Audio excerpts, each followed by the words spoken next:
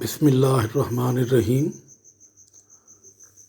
معزز سامعین و ناظرین، آج میں آپ لوگوں کے سامنے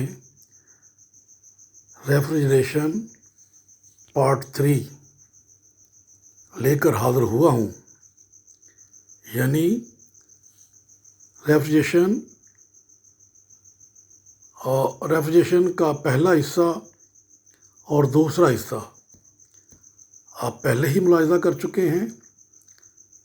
اب اس کے تیسرے حصے کے متعلق اس لیکچر میں بات کی جائے گی۔ یہ حصہ ریفریجریشن کے مقاصد اور ریفریجریشن کی درجہ بندی کے متعلق ہے۔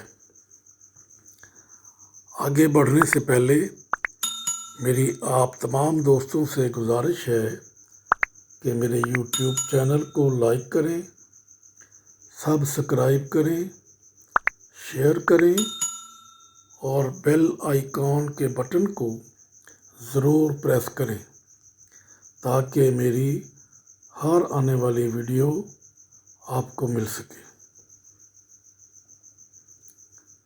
عزیز طلباء،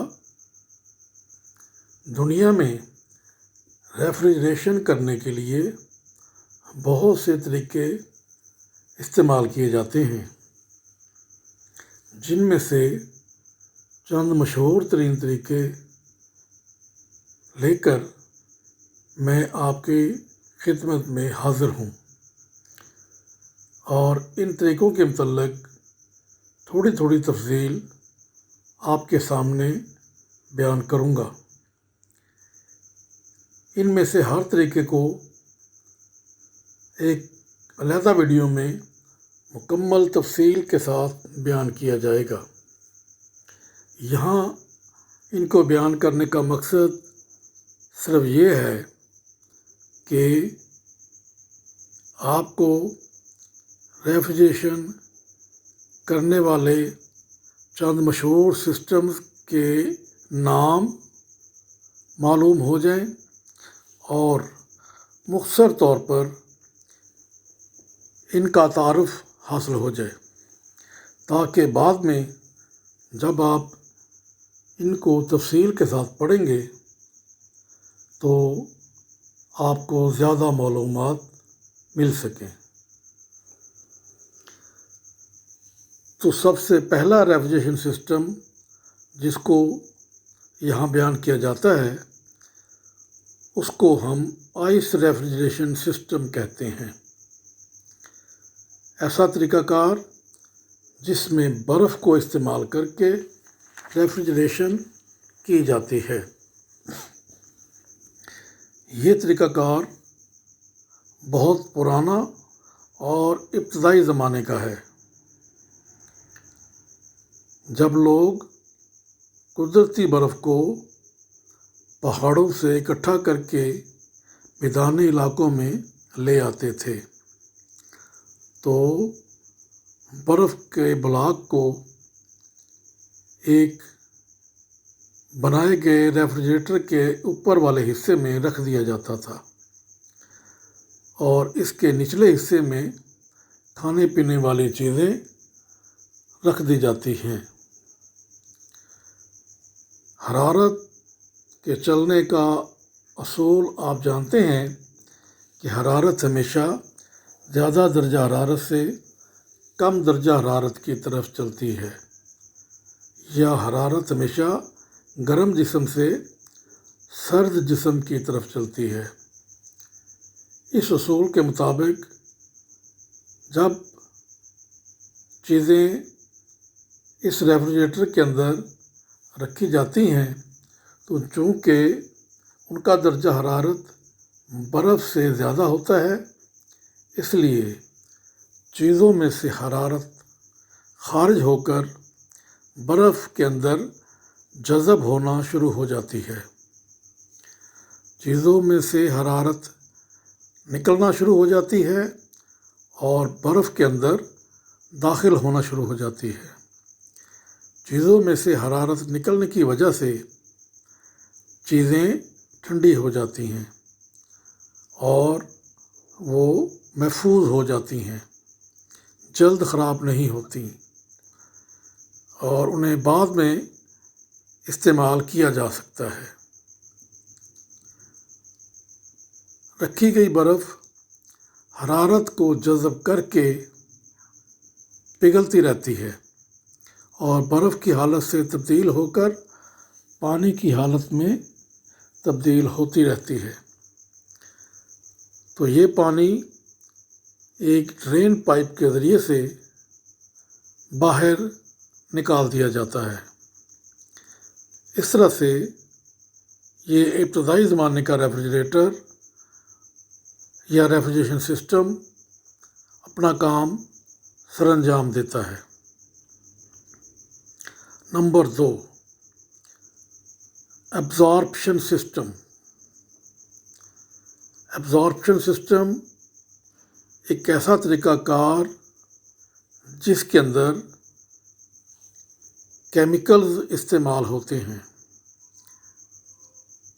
اور ان کیمیکلز کو سسٹم میں چلانے کے لیے عام طور پر ہیٹ انرجی استعمال کی جاتی ہے۔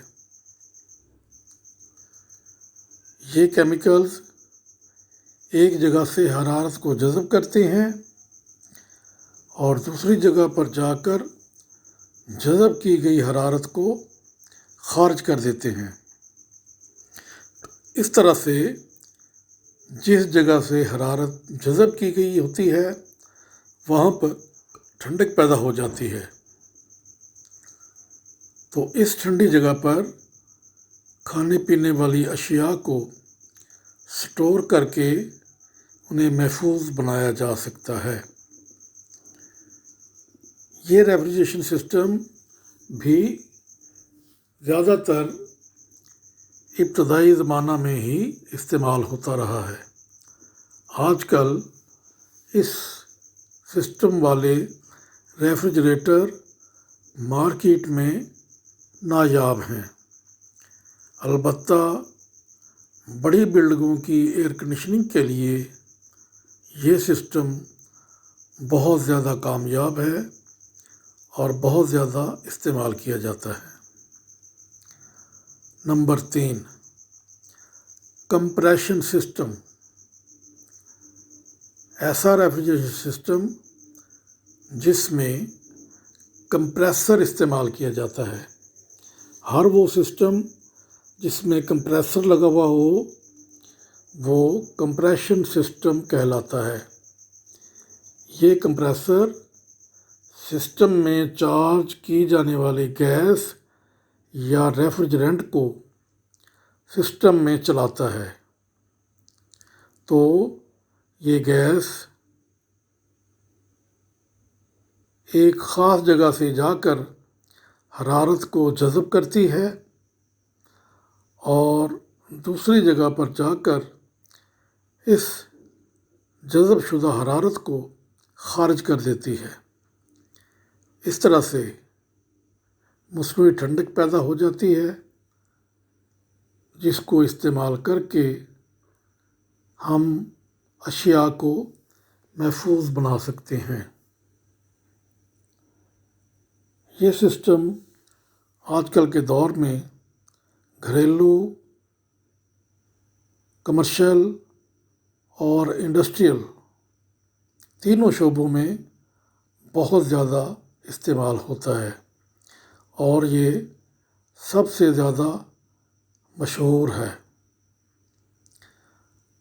Number 4، steam jet system. Steam jet system ایک ایسا ریفریجریشن سسٹم ہے جس میں پانی اور ہائی پریشر اسٹیم کو استعمال کر کے مصنوعی ٹھنڈک پیدا کی جاتی ہے۔ یہ سسٹم اگر بنایا جائے اور اس کو چلایا جائے تو اس کے اوپر بہت زیادہ اخراجات آتے ہیں اور یہ کافی مہنگا پڑتا ہے، اس لیے اس کو عام استعمال میں نہیں لایا جاتا۔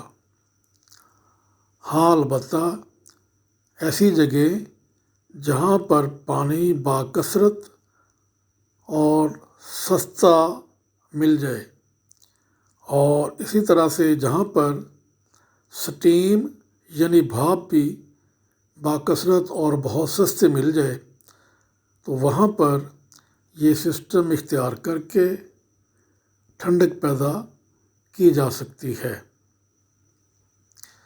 تو یہ ریفریجریشن سسٹم ایک کامیاب سسٹم ہے، اور اس کو بھی بوقت ضرورت استعمال کیا جا سکتا ہے۔ Number 5، vertex tube system. ایسا ریفریجریشن سسٹم جس میں ایک خاص ٹیوب استعمال کی جاتی ہے، جس کو ورٹیکس ٹیوب یا اردو میں گرداب ٹیوب کہتے ہیں۔ گرداب ٹیوب، اس ٹیوب کے اندر عام ہوا کو ایک خاص ترتیب کے ساتھ حرکت دی جاتی ہے۔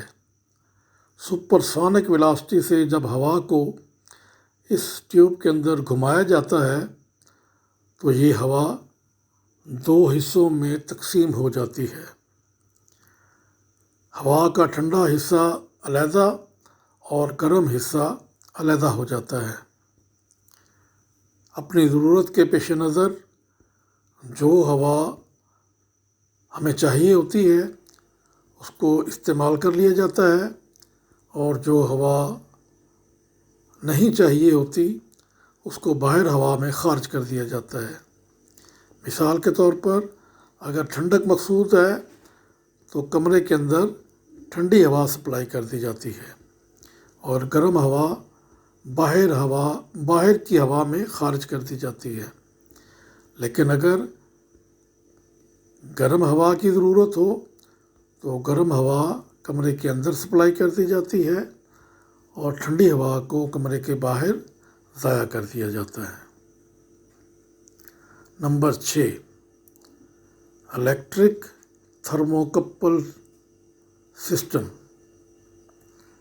الیکٹرک تھرموکپل سسٹم ایک لیٹسٹ اور جدید ترین سسٹم ہے۔